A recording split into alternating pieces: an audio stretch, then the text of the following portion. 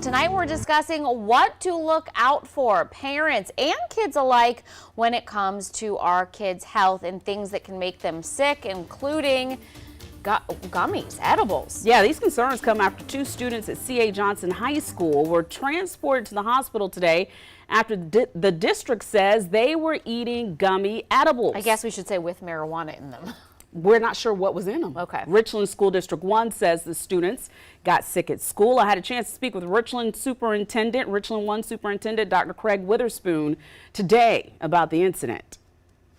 We do take this situation very seriously.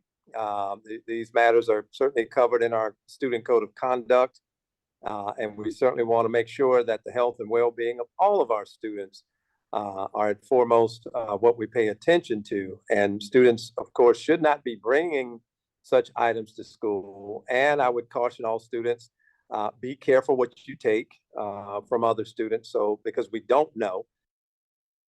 Again, Dr. Craig Witherspoon talking about the items that were taken at school. A clear point of clarification, Andrew, you're right, all gummies are edibles. So we should make sure that parents understand we're not talking about gummy bear. There's no Harpo gummies or whatever the ones are that we like. These were laced with something. We don't know what. So we want to bring in our expert, Dr. Jill Michaels from Poison Control, to talk with us more about what we should be looking at. And first question that you said to us, because I said, hey, Dr. Jill's our friend. Hey, Dr. Jill, how can you tell the difference between a weed gummy and a regular gummy? And you said? You can't. You can't. So these things are really hiding in plain sight for some parents.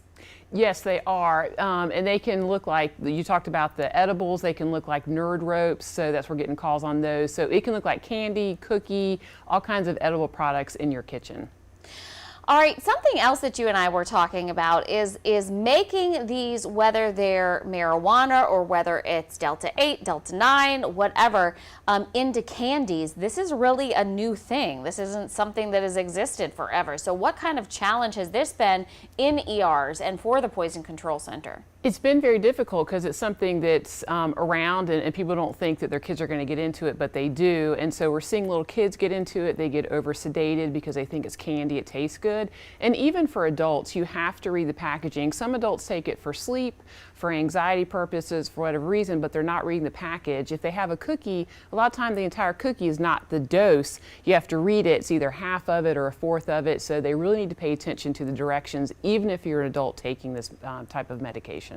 As parents, how do we know when our kids have gotten into this? What are the signs that they may have taken this drug? Yeah, unsteady on their feet, slurring their words, really drowsy, looking droopy, maybe a little confusion as well. And Dr. Jill, I want to go one step farther because you and I were talking about this.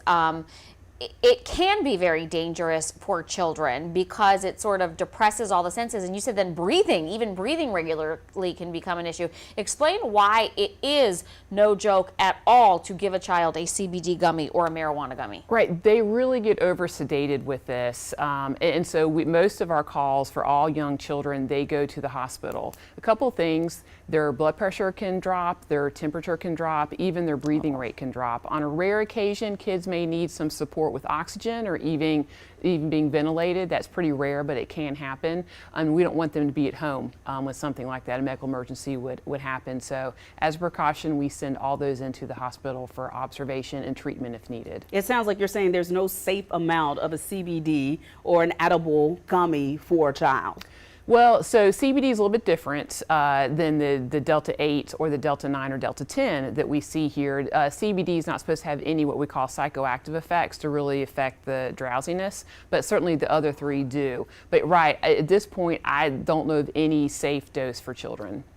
That's what I was going to say, and we know that CBD is legal in South Carolina, but just because a CBD gummy is legal doesn't mean it's safe for a child. Right, and you know, these are not really regulated, right? These aren't regulated by the government as drugs, and so it's kind of buyer beware of what you're getting.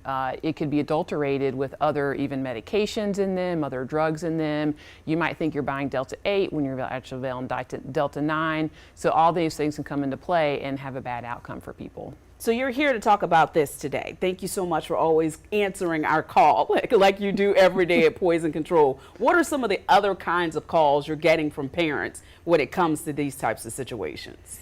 You know, certainly their teenagers are taking this type of drug or medication, but the adults as well who they even get unsteady on their feet if they take the wrong dose.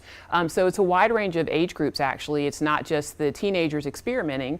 We get the toddlers who get into it, the older adults who are taking it for more medical purposes and may have some side effects they're not comfortable with, and they give us a call.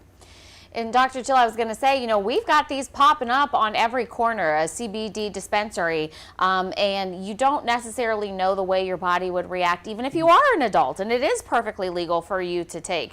What do you say to people who call in and say, you know, I'm dizzy, I can't drive, I feel sick? What's your recommendation for them? Sure, it depends on the severity of how they're feeling and what they're telling me. Even adults we've sent into the hospital for observation and treatment on occasion.